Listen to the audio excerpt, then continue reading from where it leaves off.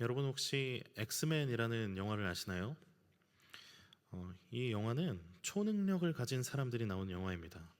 이 초능력을 가진 사람들이 각각의 여러 가지 초능력을 가지고 있는데 마음을 읽는 사람도 있고 날씨를 바꾸는 사람도 있고 또 원하는 장소로 순간 이동을 하고 자기 모습을 다른 사람의 모습처럼 똑같이 바꾸기도 합니다.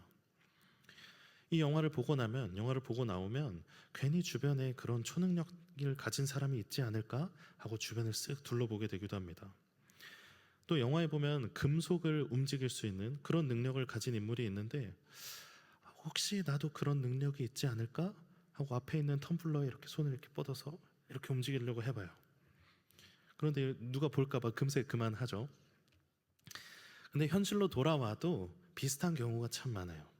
주변을 둘러보면 초능력이 아니지만 멋진 능력을 가진 사람들이 많이 있습니다. 예를 들면 다른 사람의 마음을 사로잡는 아주 탁월한 말솜씨를 지닌 사람들이 있어요. 그 사람이 입을 열면 복잡했던 문제도 아주 명쾌해지고 주변 사람들이 그 마음이 금세 하나로 모여듭니다. 말을 참 조리 있게 잘하는 그런 모습을 보면서 나도 저런 능력을 가졌으면 좋겠다 이렇게 생각하게 되죠. 또 어떤 사람은 남다른 통찰력과 지혜를 가진 사람이 있어요. 무언가 공동체에 어려운 문제가 생겼을 때 모두가 당황할 때도 차분하게 길을 찾아내는 그 모습을 보면 참 부러운 마음이 듭니다. 또 어떤 분은 바다와 같이 넓은 성품을 가진 사람이 있어요. 누가 어떤 말을 해도 어떤 사람 막 화를 내는데 그 사람은 허허 웃으면서 받아주고 막 아이들이 짓궂은 장난을 쳐도 웃고 말아요. 주변 사람들을 편안하게 해주는 사람이 있어요. 그러면 그 자체로도 굉장한 능력처럼 보여요. 그리고 또 이런 거는 우리 신앙생활에서도 마찬가지입니다.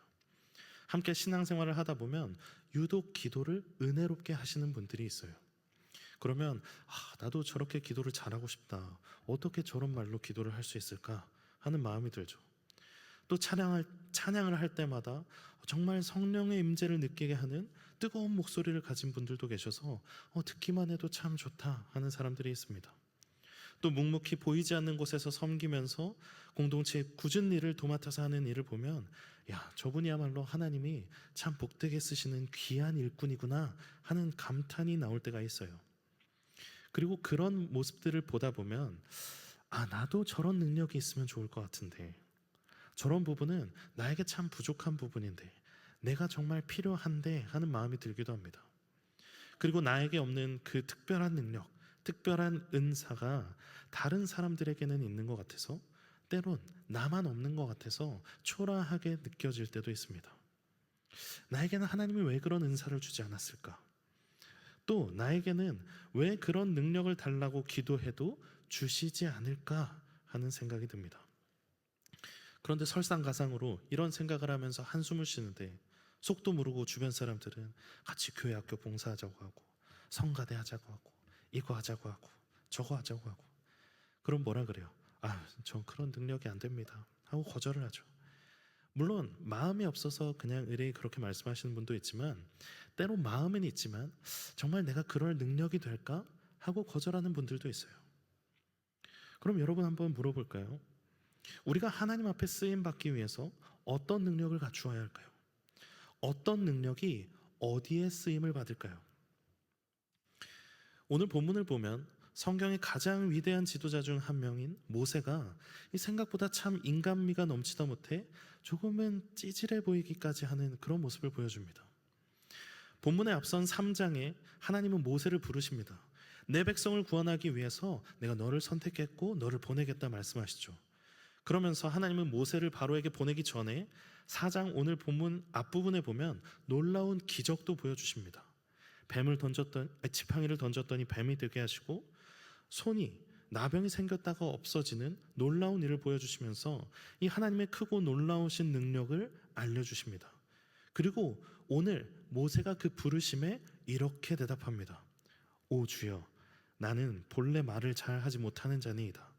주께서 주의 종에게 명령하신 후에도 역시 그러하니 나는 입이 뻣뻣하고 혀가 둔한 자니이다. 모세는 생각한 거죠. 이 계모임도 아니고 이스라엘 백성 전체를 이끌어야 하는데 내 능력으로 그게 될까? 성경에 출애굽한 사람이 남자 장정만 60만이라고 말합니다. 제가 찾아봤는데 대전 서구의 인구가 46만 명 정도 된다고 해요. 이 대전 서구의 인구보다 더 많은 사람을 내가 이끈다고 생각하면 모세의 말이 당연한 생각일 것 같아요. 말을 아주 잘하는 사람이라도 부담이 되고 어려운 일이라고 생각되지 않겠습니까? 말을 못하는 모세의 반응은 너무나 당연해 보입니다. 그러자 하나님은 이렇게 대답하십니다. 누가 사람의 입을 지었느냐? 누가 말 못하는 자나 못 듣는 자나 눈 밝은 자나 맹인이 되게 하였느냐?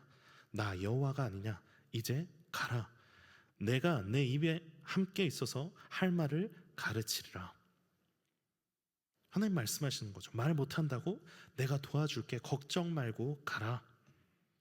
그러자 모세가 용기를 내어서 담대하게 하나님께 말합니다. 오 주여, 보낼 만한 자를 보내소서. 세번역 성경에는 이렇게 말합니다. 주님, 죄송합니다. 제발 보낼 만한 사람을 보내시기 바랍니다.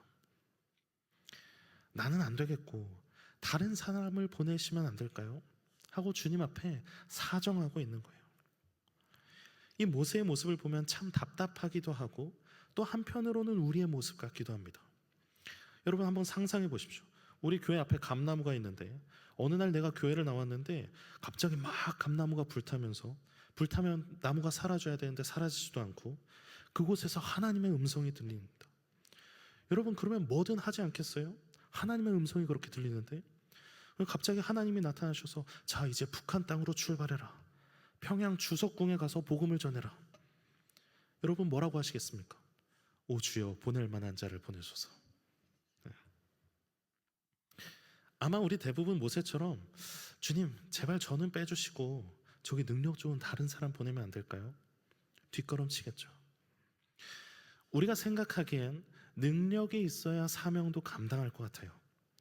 하나님이 나에게 왜 이런 일을 시키시는지, 나를 알고 시키시는지 부담되고 걱정이 되는 거예요. 모세도 그랬습니다. 자기 생각엔 그저 입이 뻣뻣하고 혀가 둔한 사람에 불과했습니다. 하나님이 말씀하신 그 사명은 그것에 비해 너무 컸죠. 그러니 보낼 만한 사람을 보내소서 하고 대답하는 겁니다. 그런데 오늘 본문 14절 모세의 계속된 거절에 하나님이 말씀하십니다. 여호와께서 모세를 향하여 노하여 이르시되 레위 사람 내 형 아론이 있지 아니하냐? 그가 말 잘하는 것을 내가 아노라. 그가 너를 만나러 나오나니 그가 너를 볼 때에 그의 마음이 기쁨이 있을 것이라. 너는 그에게 말하고 그의 입에 할 말을 주라. 내가 내 입과 그의 입에 함께 있어서 너희들이 행할 일을 가르치리라. 하나님이 노하십니다. 원어의 표현을 보면 불타다, 맹렬하다, 진노하다라는 뜻이 있습니다. 단지 모세에게 어허 하고 으름장을 놓으신 게 아니라 불같이 화를 내십니다. 그런데 놀라운 점은 하나님이 화를 내시면서도 모세를 포기하는 게 아니라 대안을 가져다 두시며 끝까지 설득하신다는 점입니다. 말 잘하는 형 아론을 붙여주고 그와 너 모세의 입에 함께 해서 행할 일을 가르쳐 주겠다고 말씀하시죠. 여러분 모세가 혼난 이유가 무엇입니까? 그가 말을 잘 하지 못해서일까요? 그가 혀가 둔한 자이기 때문입니까? 하나님이 모세에게 노하신 이유는 모세가 하나님을 신뢰하지 않았기 때문입니다. 온 세상을 주관하시고 창조하시며 다스리시는 하나님을 보지 않았기 때문입니다. 하나님은 늘 언제나 보낼 만한 자를 보내시는 분입니다. 전능하신 하나님의 선택은 조금도 의심할 여지가 없이 완전한 선택입니다. 그렇게 하나님은 맹렬한 진노를 쏟아놓으시면서도 사명을 다른 사람에게 옮기거나 모세를 벌하지 않습니다. 문제는 모세의 능력이 없는 게 아니라 하나님의 선택과 부르심을 믿지 못하는 것이죠. 하나님의 능력을 보는 게 아니라 자신이 가진 능력을 보는 불신앙의 자세, 그 모세의 자세가 문제였습니다. 사랑하는 성도 여러분, 하나님이 우리를 부르실 때 어떻게 할지 선택하는 순간이 아니라 응답하는 순간이 되어야 합니다. 아멘으로 순종하고 담대하게 앞으로 나아가는 순간이 되어야 합니다. 나의 능력과 내가 가진 것을 생각하는 것이 아니라 하나님을 바라보고 앞으로 나아가야 합니다. 믿음으로 순종해야 합니다. 우리 삶에 이렇게 하나님이 말씀하신 순간들이 있죠. 거창하게 출애굽의 지도자가 되라는 음성을 아닐지라도 우리 일상 속에서 작지만 분명하게 들려오는 하나님의 음성이 있습니다. 예를 들면 이번에 우리 교회 학교 행사에 교사가 부족하다는데 네가 도와주면 안 되겠니? 우리 구역에 우리 교회에 새로운 성도가 있잖아. 네가 먼저 가서 따뜻한 말 한마디 건네주면 좋겠다. 너의 삶을 위한 기도는 내가 아는데 그 귀한 기도의 시간을 조금 떼어서 아픈 지체를 위해 중보할 수는 없겠니? 이렇게 우리 마음 가운데 말씀하실 때가 있어요. 혹은 일터에서 정직하게 해야 할 때나 미워하는 사람을 용서해야 할 때, 가정에서 내가 조금 더 나서서 희생해야 할 때, 학교에서 누군가 도움이 필요한 때 우리는 하나님의 분명한 뜻을 마주합니다. 그럴 때 우린 주신 음성대로 순종해야 합니다. 그런데 그럴 때마다 우리는 자꾸 모세처럼 내 손을 보는 거예요. 하나님, 제가 누굴 챙깁니까? 제 코가 석자인데. 저는 남들처럼 기도를 유창하게 못합니다. 자꾸 내가 능력이 있는지 없는지를 따지면서 뒷걸음치는 거예요. 우리는 하나님 제게 능력을 주십시오, 제가 순종하겠습니다 하고 기도하지만 하나님의 원래는 반대입니다. 순종하며 발을 내디딜 때 비로소 하나님의 놀라우신 능력을 우리는 경험하게 됩니다. 하나님은 모세에게 말 잘하는 능력을 먼저 주시고 보내지 않으셨습니다. 가라고 명령하신 후에 내가 내 입과 함께 하겠다 약속하셨습니다. 우리는 크신 하나님을 바라보아야 합니다. 하나님을 신뢰하며 순종해야 합니다. 내 능력을 생각하며 계산하는 것이 아니라 놀라우신 하나님의 능력을 믿으며 담대하게 앞으로 나아가야 합니다. 오늘 여러분 앞에 어떤 문제가 있습니까? 하나님 말씀하시는데 주저하는 것이 있습니까? 믿음으로 앞으로 나아가시길 바랍니다. 하나님은 모세에게 앞으로 나아가라 하고 말씀하시면서 마지막 17절에 이렇게 말씀하십니다. 너는 이 지팡이를 손에 잡고 이것으로 기적을 행할지니라. 모세가 가지고 있던 그 지팡이가 무엇입니까? 명품 지팡이인가요? 장인이 만들어서 돌보다 단단합니까? 카본으로 만들어서 하나도 안 무겁고 가볍게 들고 다닐 수 있는 건가요? 그저 마른 나뭇가지입니다. 거기에 무슨 대단한 능력이 있습니까? 무슨 특별한 기능이 있습니까? 그러나 그것이 목자의 손에 들릴 때 양을 모는 지팡이가 되고 사나운 맹수로부터 지키는 무기가 됩니다. 그리고 하나님이 그것을 들으라 하셨을 때 그것은 하나님의 능력이 됩니다. 지팡이는 아무것도 아니지만 그것으로 하나님은 이적을 행하시겠다고 말씀하십니다. 우리는 여기에서 하나님의 능력을 다시 한번 알 수 있습니다. 아무것도 아닌 지팡이와 같은 나를 하나님께서 잡으실 때 구원의 역사를 인도하는 지팡이가 될 수 있습니다. 하나님의 귀하게 쓰임받는 도구가 될 수 있습니다. 하나님께서 저와 여러분을 그렇게 쓰시길 원하십니다. 우리의 능력이 아니라 하나님의 능력으로 그 일을 이루어 가십니다. 내 주변의 능력이 아무리 부러워도 하나님이 주시는 능력과 같겠습니까? 내가 아무리 못한다고 해도 하나님께서 이루어 주시면 이루어지지 않겠습니까? 하나님 앞에서 우리 서로의 능력의 차이, 지식의 차이, 가진 것의 차이는 아무것도 아닙니다. 이사야 40장 27절부터 하나님이 이렇게 말씀하십니다. 제가 세번역 성경으로 읽어드리겠습니다. 야곱아, 내가 어찌하여 불평하며 이스라엘아, 내가 어찌하여 불만을 토로하느냐? 어찌하여 주님께서는 나의 사정을 모르시고 하나님께서는 나의 정당한 권리를 지켜주시 않는다 하느냐? 너는 알지 못하느냐? 너는 듣지 못하였느냐? 주님은 영원하신 하나님이시다. 땅 끝까지 창조하신 분이시다. 그는 피곤을 느끼지 않으시며 지칠 줄 모르시며 그 지혜가 무궁하신 분이시다. 비록 젊은이들이 피곤하여 지치고 장정들이 맥없이 비틀거려도 오직 주님을 소망으로 삼는 사람은 새 힘을 얻으리니 독수리가 날개를 치며 솟아오르듯 올라갈 것이요 뛰어도 지치지 않으며 걸어도 피곤하지 않을 것이다. 하나님은 우리가 장정처럼 힘이 세서 혹은 젊은이처럼 유능해서 부르신 것이 아닙니다.